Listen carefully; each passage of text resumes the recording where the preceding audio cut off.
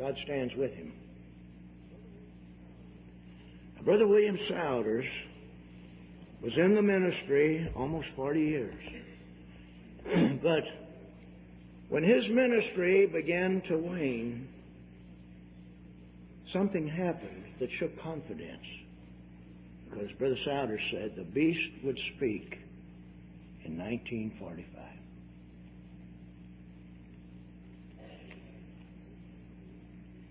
The eighth head of the beast would be healed, and the beast would speak in 1945.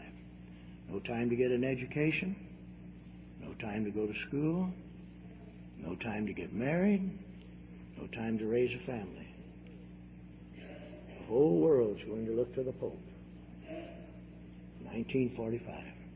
Did you know that everything that Brother Sowders had said and done, God watched over him. The Lord was with Brother Sowders and let none of his words fall to the ground.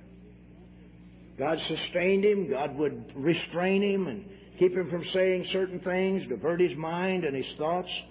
And his ministry was a successful, prospering ministry. Anything the man said, you could just do it. But he said the beast would speak in 1945, and the beast didn't speak, and the beast still hasn't spoke. It's getting closer all the time. And you know there's still men around the country that don't believe in Brother William Sowders because he said the beast would speak in 1945, and he didn't. Did you know some people backslid over that? That just meant that this man, as a focal point in the work of God, as the Abraham of that dispensation, his work had come to its fullness. That he had been raised up by God to do had been done. And now his ministry was beginning to fade away. He was still God's man, but he had peaked out. I'm sure he felt the sting of that. He wanted to retire. The people wouldn't let him. And then Brother T.M. Jolly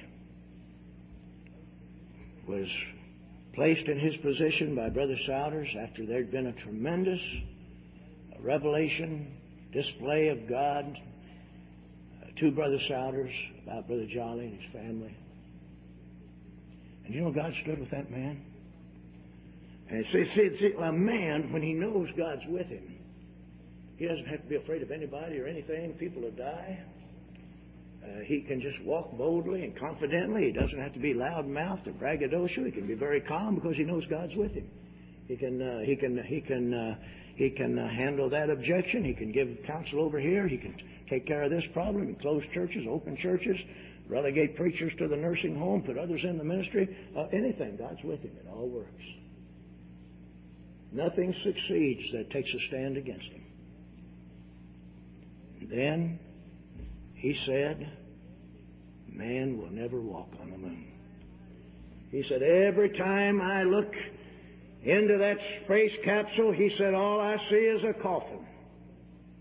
He said, they'll never put a man out in space and get him back again. But they did. He had peaked out. From that point on, his ministry began to go down. See, because that was the declaration that was made that God didn't confirm. God never restrained him from saying it. God never confirmed it when he said it. His ministry had peaked out. You gotta watch all those things. See, I watch all that. As far as I can feel in my own ministry, I haven't even got started yet. There are signs that are waiting to be fulfilled that then I can do as occasion serves me, for God is with me. And we're going to have years and years of success before my ministry peaks out.